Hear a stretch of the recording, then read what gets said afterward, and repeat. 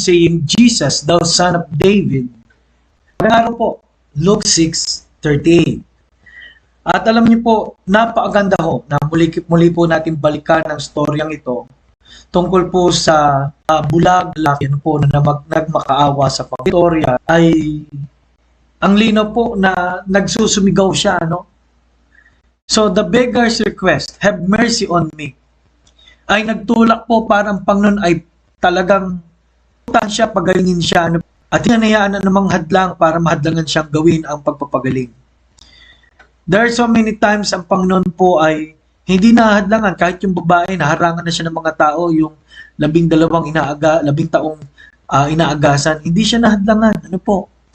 Kaya mga kapatid, wala pong hahadlang sa gusto po na ang Diyos ay kumilos sa kanyang buhay. The beggar's persistence. He cried so much the more. Nang nakikita niya pang lalo siyang nagsumigaw. Ano po?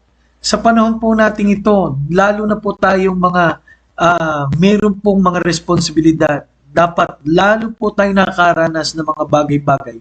Dapat lalo po tayong umasa at sumigaw ng panalangin sa Panginoon.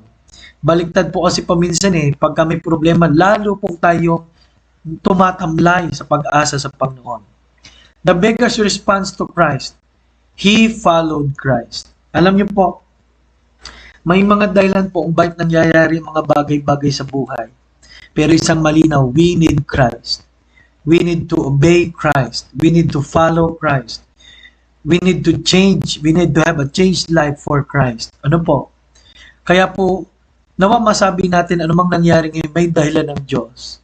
At kung nakita mo ng dahilan ng Diyos, magpatuloy ka sa dahilan na yan. Kaya maraming salamat po. Nakita po natin, lahat tayo katulad ng bulag na ito, sa pananampalataya ay umaasa. Panginoon, sino man po nakikinig, basbasan niyo po ang kanyang buhay.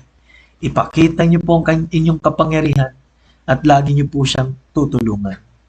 Salamat po, kami sa inyo lang po sisigaw, Panginoon, ng tulong. Tulungan mo po kami. Ano man pinagdadaanan ng bawat sa ipakita niyo po. Kami, Panginoon, ay dalhin niyo sa mas magandang pagkakataon. Bigyan niyo kami ng wisdom at bigyan niyo po kami ng kalayaan sa mga bagay na ito. Kayo po ang aming pag-asa. Ihanda niyo po ang aming puso at buhay palagi. Ang katatagan namin ay sa iyo. Sa pangalan po ni Jesus. Amen.